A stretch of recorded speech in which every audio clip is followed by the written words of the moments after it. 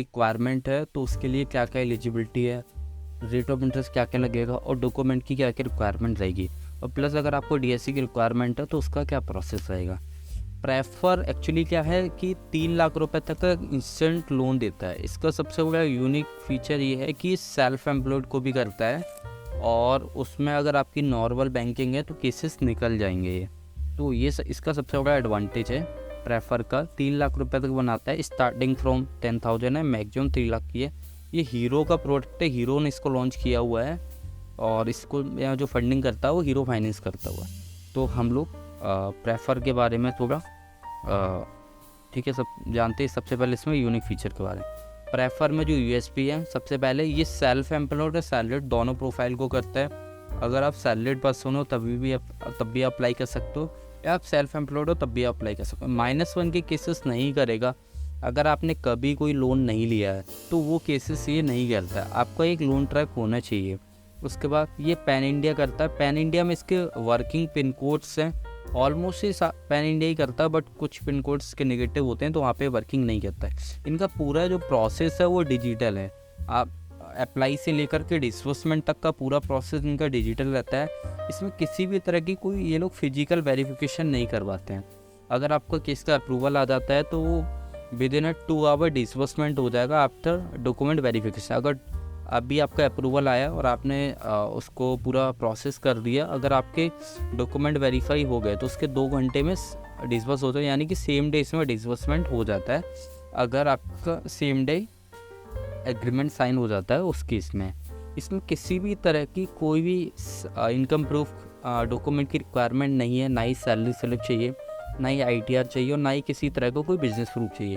अगर आप salaried person हो, बस सैलरी आपके अकाउंट में आनी चाहिए। इसको उससे कोई मतलब, आप सैलरी स्लिप को इनको कोई रिक्वायरमेंट नहीं है।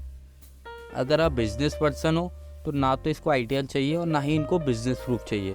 ओनली आपके अकाउंट में ट्रांजेक्शन होना चाहिए और एक सिविल बना होना चाहिए। अगर आपका अच्छा सिविल बना हुआ है, बैंकिंग ट्रांजेक्शन नॉर्मल है, तो वो केसेस ये बना सकता है।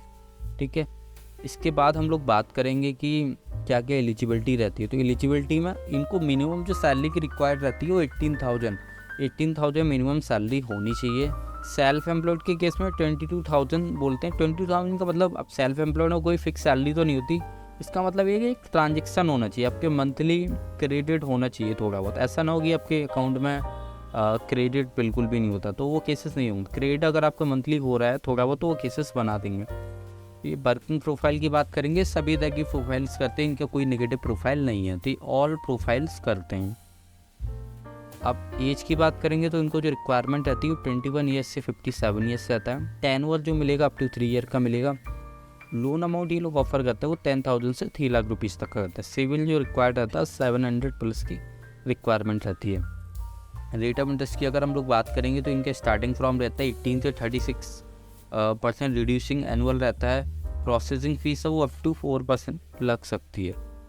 इसके बाद हम लोग अगर चार्जेस की बात करेंगे तो इन फॉरक्लोजर चार्जेस, अगर आपको लोन करवाना है, तो अगर आपने इनसे लोन लिया हुआ है 3 EMI पे करने के बाद जो भी आउटस्टैंडिंग अमाउंट है उसको आप फॉरक्लोज कर सकते हो। बट उसमें आपको 4% ऑफ द आउटस्टैंडिंग जो भी प्रिंसिपल अमाउंट होगा उसके चार्जेस पे करने होंगे। इसके बाद अगर हम लोग डॉक्यूमेंट की बात करते हैं कि डॉक्यूमेंट की क्या क्या रिक्वायरमेंट है। डॉक्यूमेंट में पैन कार्ड होना चाहिए, आधार कार्ड होना चाहिए, फ़ोटो चाहिए, एड्रेस प्रूफ। इनको एक एड्रेस प्रूफ चाहिए विद हाउस नंबर।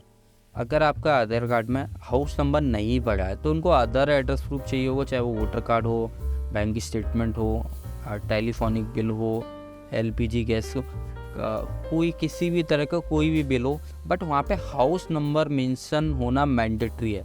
बिना हाउस नंबर के उस एड्रेस प्रूफ को एक्सेप्टेड नहीं करेंगे। तो इस चीज़ का आप ध्यान रखिएगा कि आपको जो भी एड्रेस प्रूफ है वहाँ पे हाउस नंबर होना मैंडेटरी। अगर आपके आधार कार्ड में नहीं है कोई बात नहीं, अदर एड्रेस प्रूफ में है लाइक वोटर कार्ड या फिर किसी में, तो वो इसको एक्सेप्टेड कर लेंगे।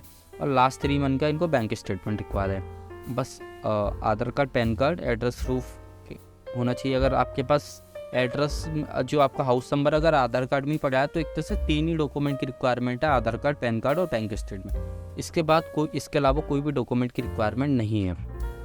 आप कैसे अप्लाई कर सकते हो प्रेफर में लोन के लिए। तो आप हमारी टीम से कांटेक्ट कर सकते हो, ठीक है, हम लोग आपके बिहाफ पे फाइल को प्रोसेस करवा सकते हैं। सेकंड, आप प्रेफर की वेबसाइट पे जाके भी अप्लाई कर सकते हो। और अगर आपको प्रेफर के डीएससी की रिक्वायरमेंट है तो आप कांटेक्ट कर सकते हो, ठीक है, डिस्क्रिप्शन में लिंक दिया हुआ है, वहाँ से आप कांटेक्ट कर सकते हो। बाकी अगर आपको कोई क्वेश्चन वगैरह डाउट है तो आप कमेंट कर सकते हो। मिलते हैं हम लोग नेक्स्ट वीडियो में।